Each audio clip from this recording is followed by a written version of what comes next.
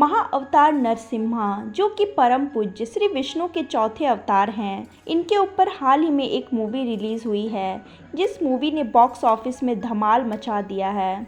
शुरुआत में जब ये मूवी आई तो बॉक्स ऑफिस में इसकी कलेक्शन काफ़ी स्लो रही। इसे देखकर लग रहा था कि ये मूवी फ्लॉप हो जाएगी, लेकिन जैसे ही धीरे धीरे दिन बीते, इस मूवी ने बॉक्स ऑफिस में धमाल मचा दिया। ये अभी 150 करोड़ के पार की कलेक्शन कर चुकी है और ऑडियंस को ये मूवी बहुत ज़्यादा पसंद आ रही है। तो आज हम इसी मूवी को शॉर्ट में एक्सप्लेन करेंगे।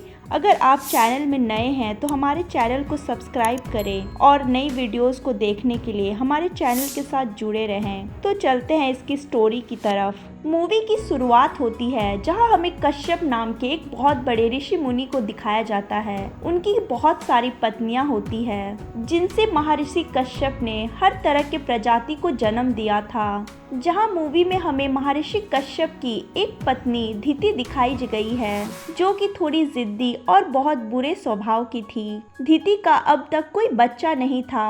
फिर एक शाम जब कश्यप अपनी पूजा में लीन थे, तब धिति को अचानक काम वासना का मन होता है और वो अपने पति को इसके लिए कहती है, लेकिन महर्षि उसे मना करते हैं और उसे बताते हैं कि शास्त्रों के हिसाब से ये समय बहुत खराब है। इस समय संभोग करने से जो बच्चा पैदा होगा वो एक असुर के रूप में आएगा। लेकिन धिति उनकी कोई बात नहीं सुनती और अपनी जिद पूरी कर लेती है। इसी वजह से जब वो माँ बनती है तो वो बहुत ही बड़े 2 राक्षसों को जन्म देती है। उन 2 बेटों का नाम था, छोटे का था हिरण्याक्ष और बड़े का हिरण्यकश्यप, और ये दोनों ही भाई बहुत खतरनाक दानव थे। फिर वो दोनों शुक्राचार्य नाम के एक आदमी, जो कि असुर प्रजाति के गुरु थे, उससे शिक्षा लेते हैं और हर ताकत में निपुण होकर शक्तिशाली बन जाते हैं। फिर वो दोनों मिलके पूरे पाताल लोक को जीत लेते हैं। अब पूरे पाताल लोक पर हिरण्याक्ष और हिरण्यकश्यप का कब्जा था। अब इसके बाद शुक्राचार्य उन्हें देवताओं के खिलाफ भड़काना शुरू कर देते हैं और वो बोलते हैं कि देवता हमेशा असुरों के साथ अन्याय करते हैं और देवों के देव भगवान विष्णु राक्षसों के सबसे बड़े दुश्मन हैं। इसीलिए अब दोनों भाई पाताल लोक से बाहर निकलकर भूलोक में आ जाते हैं और तबाही मचाने लगते हैं। उन दोनों भाइयों को लगा था कि ऐसा करने से विष्णु जी सामने आ जाएंगे, जिसके बाद वो लोग भगवान विष्णु को हराकर खुद को महाशक्तिशाली साबित कर देंगे। लेकिन इतना करने के बाद भी भगवान प्रकट नहीं होते। तब वो उन्हें सामने लाने के लिए हिरण्याक्ष भूदेवी, मतलब कि धरती की देवी, को ब्रह्मांडीय महासागर में डुबो देते हैं, जिसको देखकर सभी देवता परेशान हो जाते हैं और वो इसकी शिकायत ब्रह्मा जी से करते हैं और सभी आपस में बातचीत करते हैं। जिसके बाद वो कहते हैं कि भूदेवी को इस मुश्किल से सिर्फ भगवान विष्णु ही निकाल सकते हैं। जिसके बाद ब्रह्मा के मुख से तभी अचानक भगवान विष्णु की नाक से एक छोटा सा सुअर प्रकट होता है, जो कि बाद में बहुत बड़ा और ताकतवर बन जाता है। ये था विष्णु जी का तीसरा रूप, जिस अवतार का नाम है बराह अवतार। फिर भगवान इस रूप में जाकर भूदेवी को बचा लेते हैं। इसके पश्चात वो हिरण्याक्ष से लड़ते हैं और फिर उसे मार देते हैं। जिसके बाद हिरण्यकश्यप को बहुत गुस्सा आता है और वो भगवान विष्णु से बदला लेने की कसम खा लेता है। जिसके पश्चात वो अपनी सेना की मदद से सभी विष्णु भक्तों पर बहुत अत्याचार करता है। लेकिन इसके पश्चात भी भगवान उसके सामने नहीं आते, जिसकी वजह से हिरण्यकश्यप को शांति नहीं मिलती। जिस पर शुक्राचार्य बोलता है कि अगर उसे भगवान विष्णु को चुनौती देना है तो उसे खुद भी उनके जितना शक्तिशाली बनना होगा। जिस शक्ति को हासिल करने के लिए उसे ब्रह्मा जी की पूजा करके उन्हें प्रसन्न करना होगा। जिसके पश्चात हिरण्यकश्यप एक पहाड़ की चोटी पर जाता है और वहां एक टांग पर खड़े होकर तपस्या करने लगता है। और दूसरी तरफ इंद्रदेव इस बात से चिंतित थे कि हिरण्यकश्यप की पत्नी कयाधु गर्भवती है। उन्हें ये भय था कि जब बाप इतना खतरनाक है तो उसका बच्चा कितना खतरनाक हो सकता है। इसीलिए जब हिरण्यकश्यप तपस्या करने अपना महल छोड़कर गया, तब इंद्र स्वर्ग से धरती पर आते हैं और कयाधु का अपहरण कर लेते हैं ताकि वो उसके बच्चे को मार सके। लेकिन रास्ते में उन्हें नारद मुनि मिलते हैं और इंद्र को समझाते हैं कि एक अजन्मे बच्चे को मारना बहुत बड़ा पाप है, क्योंकि जरूरी तो नहीं कि वो भी अपने पिता की तरह बुरा बने,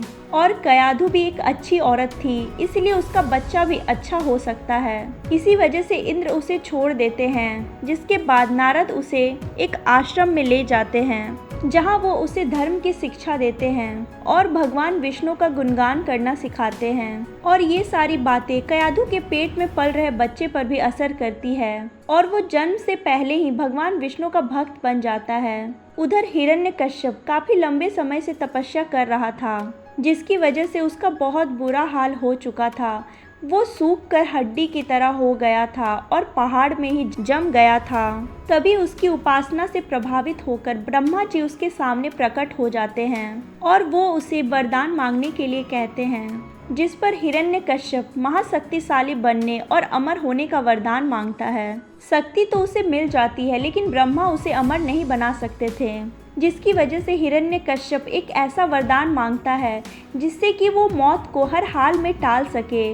जिसके बाद वो कहता है कि ना तो वो किसी इंसान के हाथों मारा जाए, ना ही जानवर के, ना देवता के, ना दानव के, ना दिन में मारा जाए, ना रात में, ना घर के अंदर, ना बाहर, ना जमीन में, ना आसमान में, और ना ही उसे किसी हथियार से मार सके।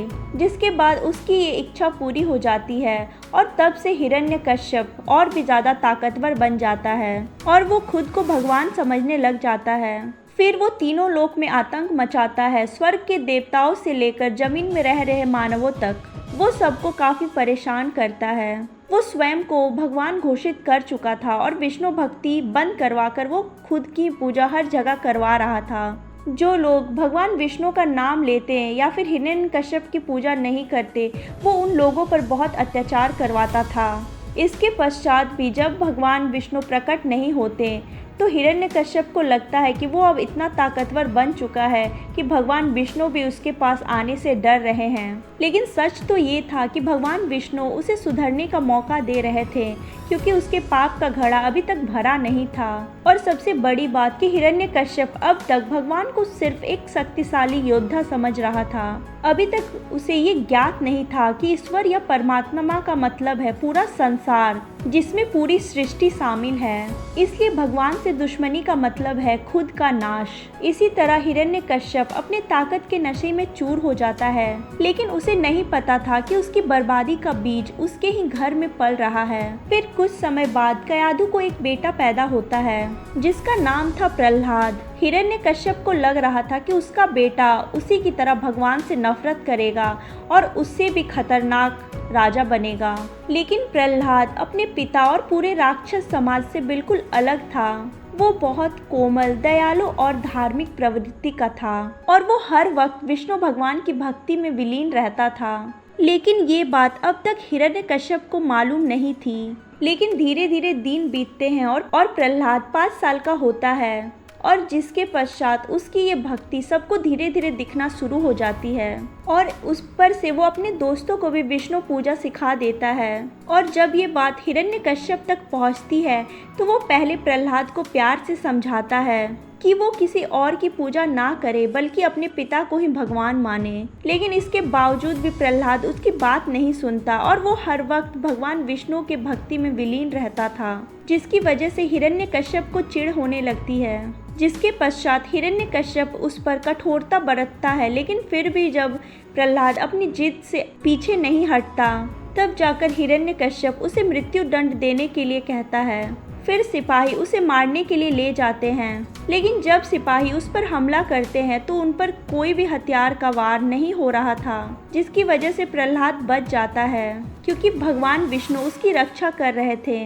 इसके पश्चात हिरण्यकश्यप कई तरह से उसे मारने की कोशिश करता है, लेकिन वो हर कोशिश में असफल रहता है। जिसके बाद पूरे राज्य में इस चमत्कार की खबर फैलने लगती है कि प्रहलाद को किसी भी तरीके से मारा नहीं जा सकता, भगवान विष्णु ज़रूर उसकी रक्षा कर रहे हैं। जिसके बाद उसके राक्षस समाज के लोग भी भगवान विष्णु की तरफ आकर्षित होने लगते हैं, जिससे हिरण्यकश्यप को अपने खिलाफ विद्रोह होने का डर लगने लगता है। जिसके पश्चात अब वो प्रहलाद को मारने का एक ऐसा तरीका खोजता है जिससे वो बिल्कुल भी बच ना सके।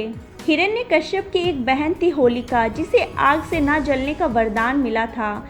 हिरण्यकश्यप उसके पास जाता है और उसे कहता है कि उसका बेटा असुर कुल को बर्बाद करने पर तुला है, इसीलिए वो उसे जलाकर मारना चाहता है। लेकिन प्रहलाद को अगर ऐसे ही आग में डालेंगे तो वो वहाँ से भाग सकता है, परंतु अगर होलिका उसे एक चिता में पकड़ कर बैठे तो वो तो नहीं जलेगी, क्योंकि उसे वरदान प्राप्त था और प्रहलाद जलकर खाक हो जाएगा।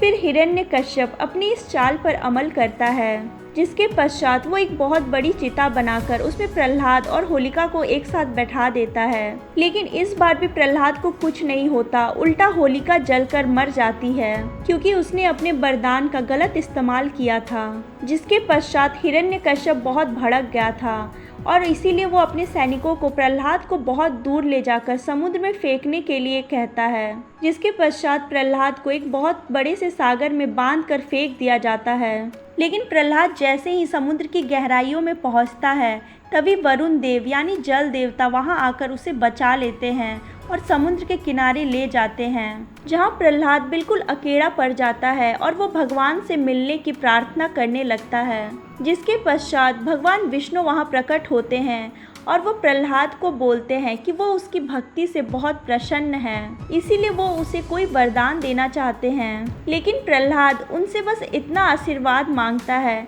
कि उसकी भक्ति में कभी कोई कमी ना आए और उसे हर चीज में भगवान का दर्शन हो। जिसके पश्चात विष्णु जी तथास्तु कहकर वहां से चले जाते हैं और अब प्रहलाद पहले से भी ज्यादा ईश्वर प्रेम में खो जाता है और फिर वो झूमता गाता हुआ वापस अपनी नगरी में आता है, जहां उसे जिंदा देखकर कई लोग धर्म को अपना लेते हैं और वो भी नारायण जाप करने लगते हैं। इसके पश्चात प्रहलाद अपने पिता के पास जाता है, जहाँ हिरण्यकश्यप उसे देखकर बहुत गुस्सा होता है और वो उसे वहाँ से निकलने के लिए बोलता है। लेकिन प्रहलाद अपने पिता को ये अधर्म को त्याग कर विष्णु जी की शरण में आने के लिए कहता है, क्योंकि भगवान तो हर वक्त हर जगह मौजूद हैं, इसलिए उनसे दुश्मनी करना बेकार है। जिसके पश्चात हिरण्यकश्यप उससे बोलता है कि अगर तुम्हारा भगवान हर जगह है तो उसे इस महल के खंभे में भी होना चाहिए, और अगर विष्णु जी वहाँ नहीं हुए तो वो आज प्रहलाद को खुद मार डालेगा। जिसके पश्चात हिरण्यकश्यप एक खंभे पर जोरदार वार करता है, जिसके बाद वहाँ एक बहुत बड़ा धमाका होता है और उस खंभे से विष्णु भगवान का चौथा अवतार महाअवतार नरसिम्हा बाहर निकलते हैं, जो बहुत ताकतवर आधा शेर आधा इंसान थे, जिसे देखकर हिरण्यकश्यप को हैरानी भी होती है और खुशी भी।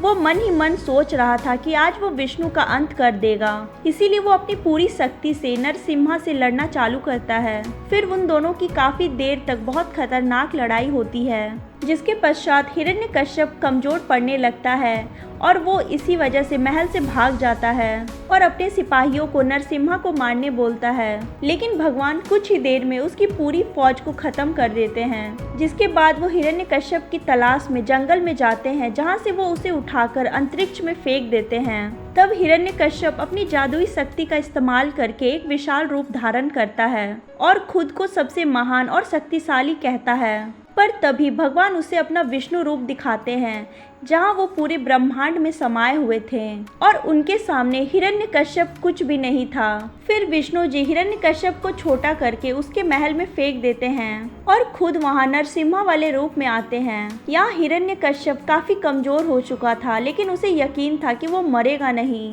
क्योंकि ब्रह्मा ने उसे वरदान जो दिया है। जिसके पश्चात नरसिम्हा उसे उठाकर महल की चौखट पर ले जाते हैं और बोलते हैं कि अभी वो ना तो घर के अंदर है ना बाहर, वो चौखट पर है और उस वक्त शाम हो चुकी थी, मतलब ना दिन था ना ही रात। फिर नरसिम्हा उसे अपने पैरों पर रखते हैं और बोलते हैं कि ना तो वो ज़मीन पर है ना ही आसमान पर। और इस वक्त भगवान एक ऐसे रूप में थे, ना तो वो इंसान थे ना ही जानवर, और वो उसे मारने के लिए अपने नाखूनों का इस्तेमाल कर रहे थे, जो कि कोई हथियार नहीं था। फिर वो हिरण्यकश्यप की छाती को चीरकर उसकी सभी अंगों को बाहर निकालकर फेंक देते हैं, जिससे हिरण्यकश्यप की मृत्यु हो जाती है। हालांकि भगवान विष्णु उसे आसानी से कैसे भी मार सकते थे, लेकिन ब्रह्मा जी का मान रखने के लिए उन्होंने शर्त के मुताबिक उसे मारा। परंतु उसे मारने के पश्चात भी नरसिम्हा का गुस्सा शांत होने का नाम नहीं ले रहा था, और वो लगातार बहुत तबाही मचा रहे थे, जिसे देखकर सभी देवता डर जाते हैं। और फिर प्रहलाद उनके पास जाता है और उन्हें शांत रहने के लिए कहता है।